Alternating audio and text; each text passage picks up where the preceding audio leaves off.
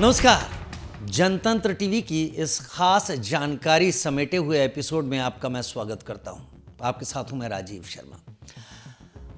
जब भी कुछ अनोखा होता है, कुछ नया होता है, तो उसका परिणाम तो हमें आकर्षित करता है, लेकिन कुछ वक्त बीत जाने के बाद हमें उस परिणाम को हासिल करने के तरीके क्या थे, ये कहीं ज्यादा अपील करने लगते हैं। मैं आज के ही कॉन्टेक्स्ट में बात कर रहा हूं और आपके सामने वो बातें रखना चाहता हूं जिससे आपको समझ में आए और इशारा मिले कि ईरान के सुप्रीम लीडर अयतुल्लाह अली खamenei की मौत कैसे हुई, कैसे अपने सबसे बड़े दुश्मन को अमेरिका और इजराइल ने मिलकर एक झटके में निपटा दिया। ये उन सोर्सेस से बात की हुई निष्कर्ष है जो इस मामले में दखल देने वाले लोग हैं, जो इसमें ऐसी कोई भी एक्टिविटी होने के बाद उसके बाल की खाल निकालने और समझने में ज़्यादा वक्त लगाते हैं। तो चर्चाओं का एक सार है जो मैं आपके सामने रखने की कोशिश कर रहा हूँ। ज़रा गौर से समझिएगा और मुझे बताइएगा अपने कमेंट के ज़रिए कि क्या जो चीज़ें मैंने आपके सामने रखी, क्या वो खamenei के मौत के पीछे सही वजह है या आपको और कुछ भी समझ में आता है। 28 फरवरी सुबह करीब 9:40 का वक्त हो रहा था। ईरान का, भारत का नहीं, अमेरिका का नहीं, ये ईरान का वक्त हो रहा था और देर रात का अंधेरा था मार-अ-लागो में, जहां पर अमेरिकी राष्ट्रपति अपने पूरे कमांड के साथ इस पूरे ऑपरेशन को देख रहे थे। यह ऑपरेशन हुआ 9:40 बजे और अचानक 30 से ज़्यादा बम, जो जानकारी सामने आ रही है, वो एक कंपाउंड में आकर इस तरीके से गिरे कि उन्होंने इस पूरे कंपाउंड को तबाह कर दिया। उस कंपाउंड के नीचे क्या था, ये डोनाल्ड ट्रंप को पता था, ये इजराइल को पता था, ये बाकी थिंक टैंक को पता था, लेकिन दुनिया को नहीं पता था। उसके ठीक नीचे एक ऐसा बंकर था जहां पर अयतुल्लाह अली खamenei मौजूद थे और मौजूद थे IRGC के कमांडरों के साथ, मौजूद थे ईरान की उस टॉप लीडरशिप के साथ जो अमेरिका और इजराइल को जवाब देने के लिए बनाई जा रही स्ट्रेटेजी के लिए बहुत ज़रूरी और बहुत ख़ास थी। लेकिन इसके अलावा खamenei के फैमिली के लोग भी वहाँ पर मौजूद थे।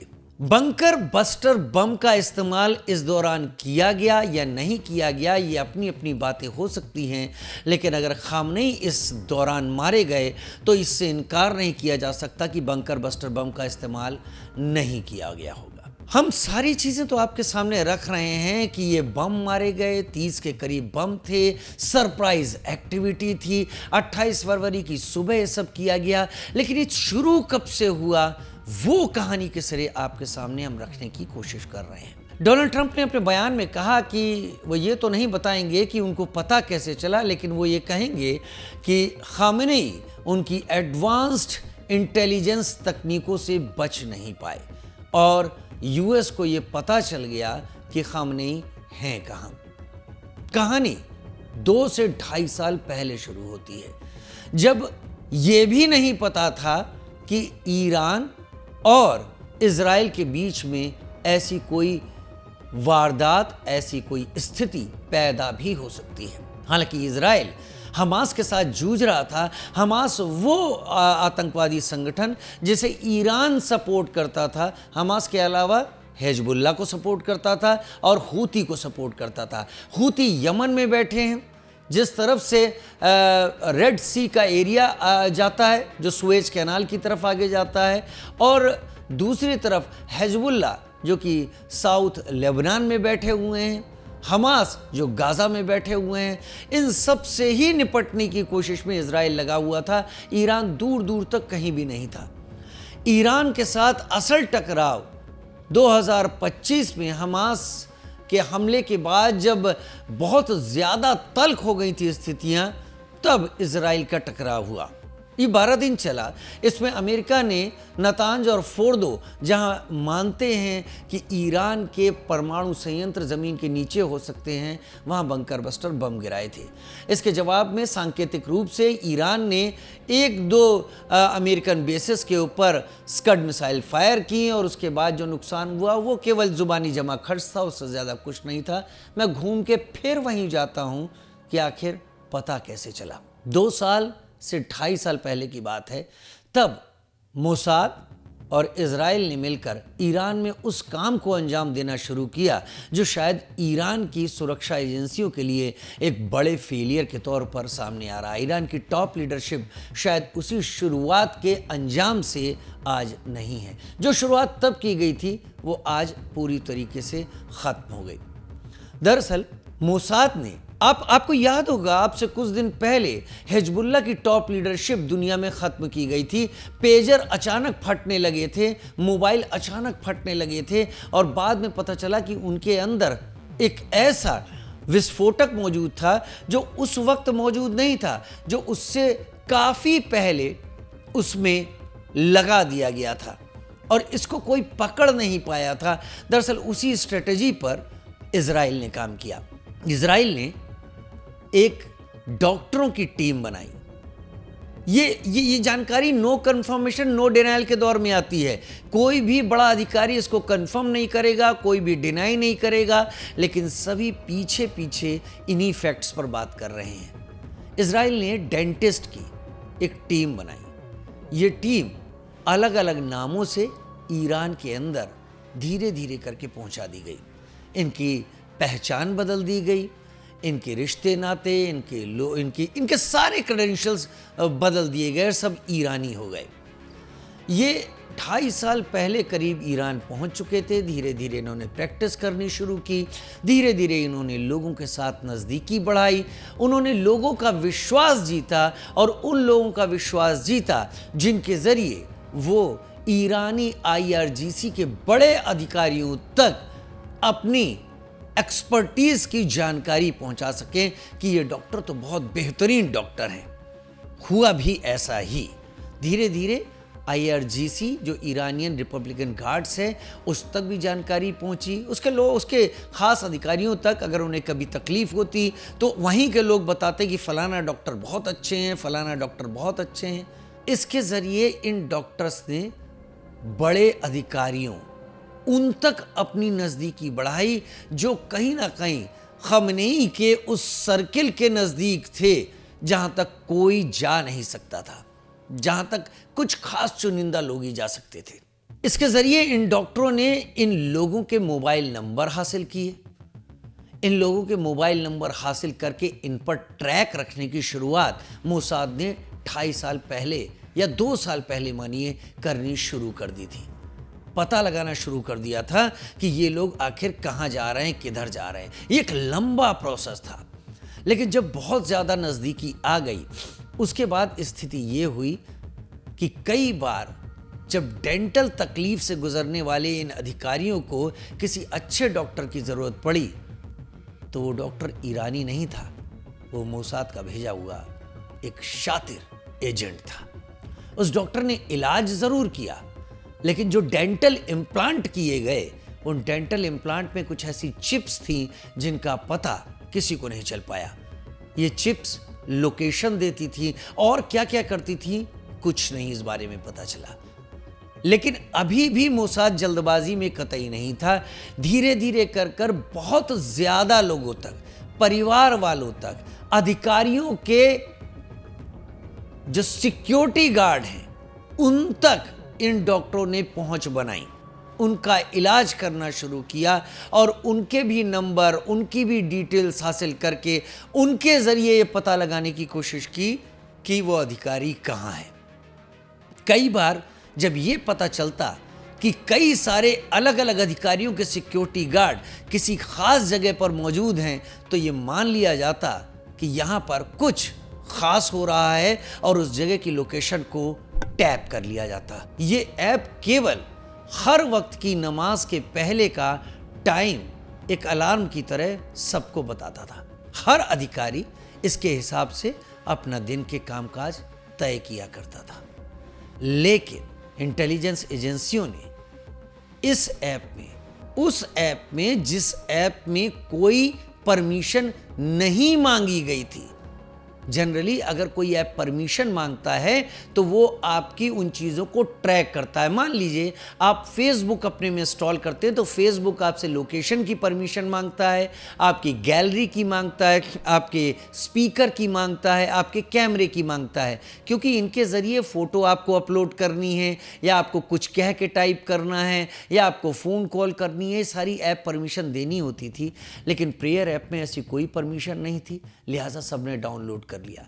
लेकिन किसी को पता भी नहीं चला कि कब इंटेलिजेंस एजेंसीज ने इस फेमस प्रेयर ऐप के अंदर इंट्रूड करके लोकेशन सेटिंग्स ऑन कर दी।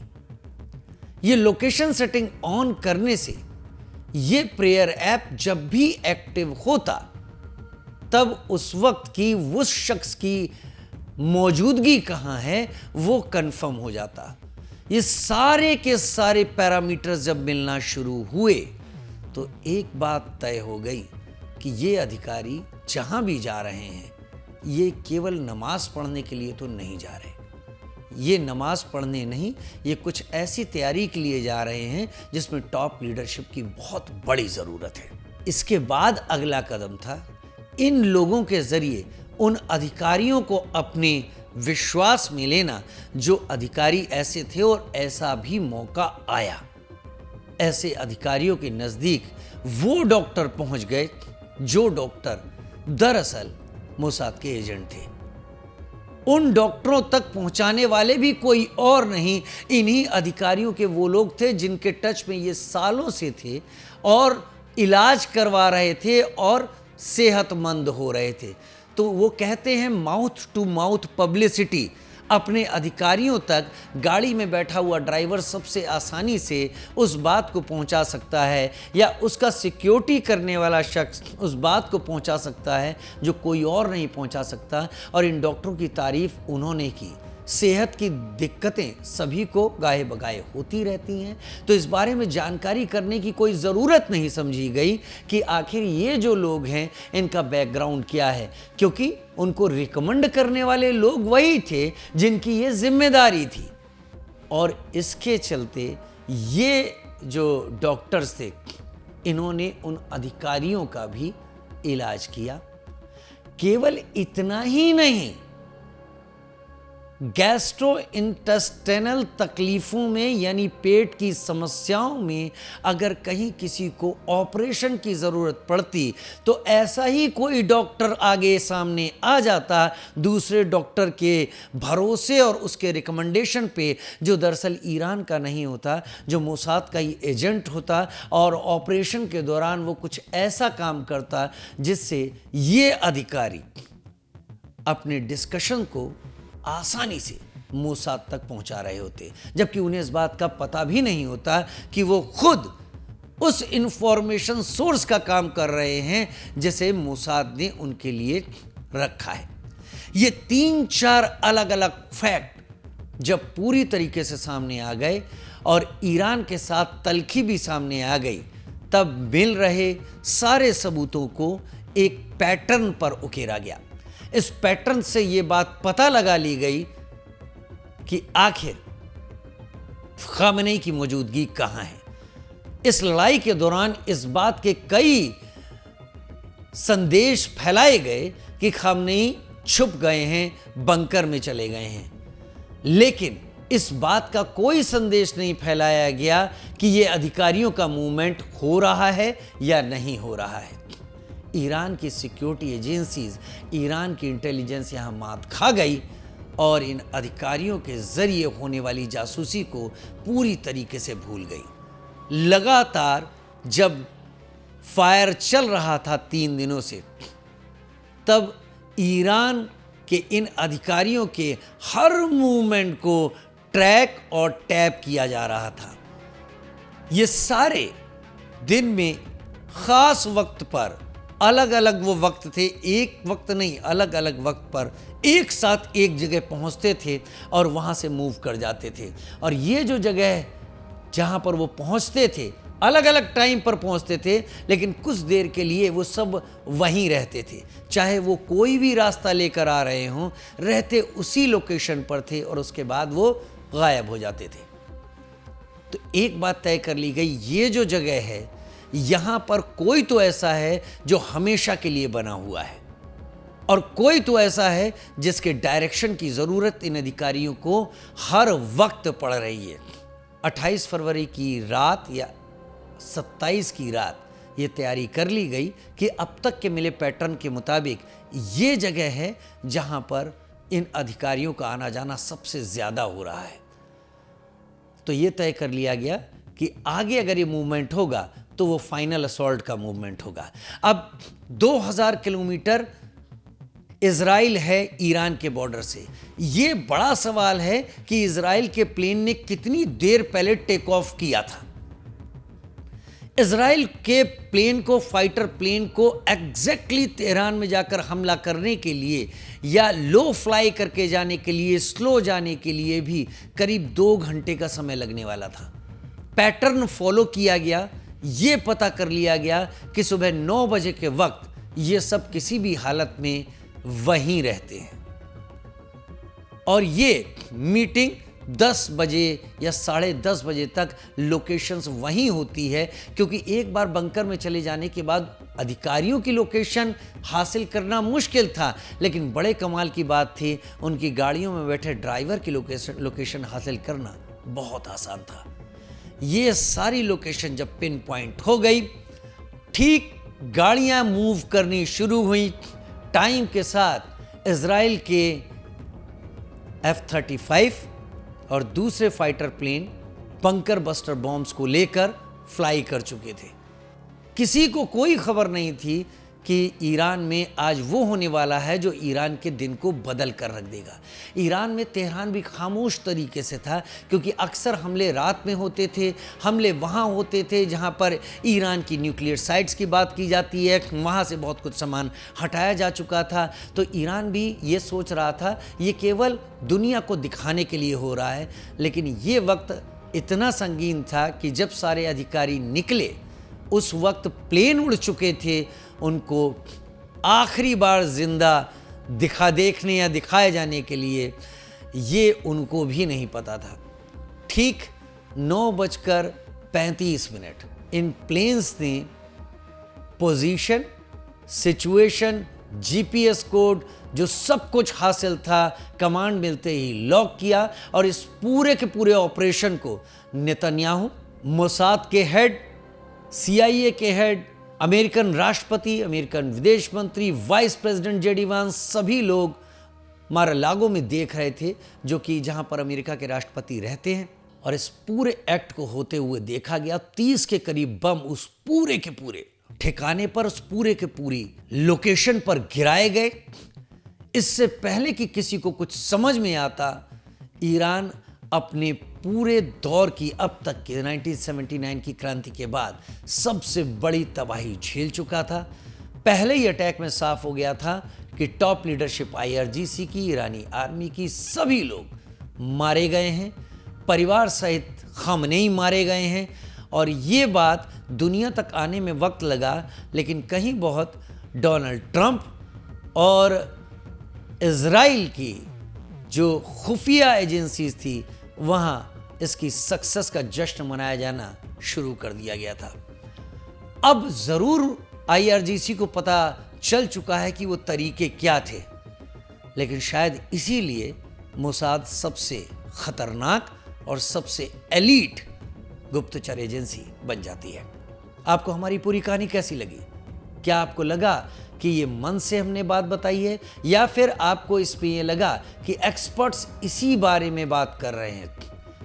मैं आपके सामने इतना बता सकता हूं कि इस जानकारी को आपके सामने रखने के लिए मैंने 2 फॉरेन अफेयर्स एक्सपर्ट, एक इंटरनेशनल सिक्योरिटी एक्सपर्ट और एक भारतीय सेना के senior major general defence experts के साथ की गई बातचीत के सारांश को साझा किया है। आपको जो भी समझ में आया हो, कमेंट के जरिए जरूर बताइएगा।